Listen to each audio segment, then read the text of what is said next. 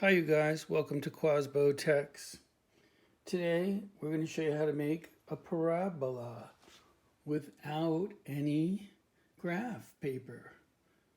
Okay, this is a nice little math problem. First you take a piece of paper and you fold it in half. It's an 8.5 by 11 paper, and about like that. And then we'll cut it in half. After you cut it in half, then, of course, let's make some lines on the bottom about 1 centimeter apart. Let me see what I can do here. Like, there's 0. There you go, there.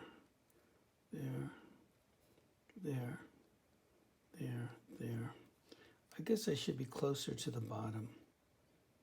There, all the way across. So something like this. So now that you have the tick marks 1 centimeter apart, turn the paper over and about estimate the middle. In the middle, go up about 3 centimeters, which is about there. And make a line and make a mark. Okay, then slowly fold the paper to each tick mark. There.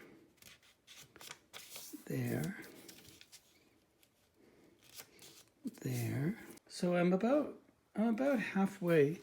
And I think in this middle one, I'm just gonna have to fold it straight. And then kind of continue like this way. Make that fold pretty rough.